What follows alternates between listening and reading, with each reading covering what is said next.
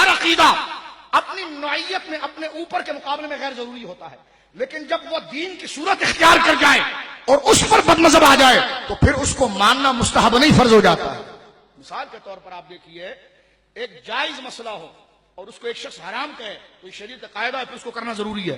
اس کو کرنا، بولیے۔ امام اعظم ابو حنیفہ سے کسی نے پوچھا کوفہ میں کہ سنی کون ہے؟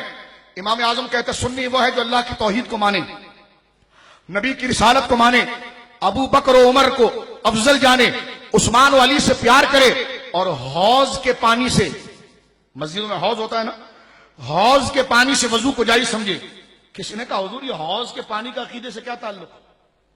یہ حوض کے لوگ کہتے ہیں جس چراغے کا عقیدے سے کیا تعلق ہے؟ یہ سلام کے عقیدے سے کیا تعلق ہے؟ امام اعظم سے کسی نے کہا یہ حوض کے پانی سے کوئی پاؤں دھوئے یا نلکے کے پانی سے دھوئے، وضو تو دونوں طریقے سے ہو جائے گا نا۔ کہاں ہو جائے گا؟ جس طرح ہمیں لوگ سمجھاتے نا کوئی چراغا کرے یا نہ کرے کوئی گناہ تو نہیں ہے۔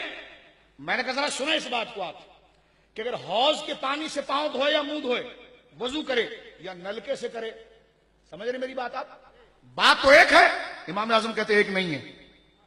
بولو سبحان اللہ۔ یہ بیدار لوگوں کی بات کر رہا ہوں، یہ وفادار لوگوں کی بات کر رہا ہوں، یہ ڈھیلوں کی نہیں نبازوں کی بات کر رہا ہوں۔ امام اعظم نے فرمایا نہ نلکے سے پانی کرنے کے احکام اور وضو کرنے کے احکام اور حوض کے پانی سے وضو کرنے کو جائز سمجھنا یہ سنیت ہے۔ کہنے لگے حضور یہ حوض کے پانی کا عقیدے سے کیا تعلق؟ فرمایا کوفے میں شیعہ اس کو حرام کہتا ہے، کہتا ہے جو وضو حوض کے پانی سے کی جائے وہ وضو نہیں۔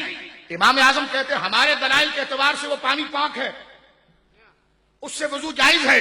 تو ایک جائز چیز حرام کہہ رہا ہے، تو اب سنیت کی بقا یہ ہوگی کہ ہر وہ چیز جو جائز ہے اس کو دین میں شامل کیا جائے گا، اور ہر اس چیز کو نافذ کیا جائے گا جس کو اللہ نے جائز رکھا ہے۔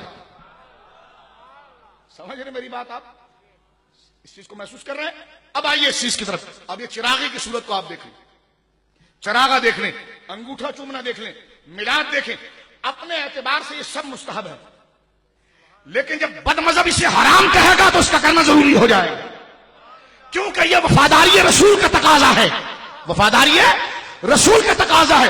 بالکل اسی طرح سمجھے کہ آپ سے جو جلتا ہے وہ کہے یہ کام نہیں کر، تو آپ کہیں گے اب تو کر کے دکھاؤں گا۔ اب تو یہ بدماشی نہیں ہوتی ہے، یہ اپنے آپ سے کیے ہوئے عہد سے وفاداری ہوتی ہے، ٹھیک ہے؟ چراغا، نفس چراغا، اہل سنت کے علماء کے جوتیوں سے نسبت رکھنے کے حوالے سے بات پرس کر رہا ہوں کہ نفس چراغا، انگوٹھا چومنا یہ خود سے مستحب ہے، لیکن اسے حرام کہے تو پھر اس کا کرنا ضروری ہے، اس کا کرنا ضروری ہے۔ اس لیے کہ جائز چیز کو جب حرام کہا جائے گا تو حرام کہنا یہ انتہائی اقدام ہے، تو جائز چیز کو بچانا یہ بھی دین کا کام ہے۔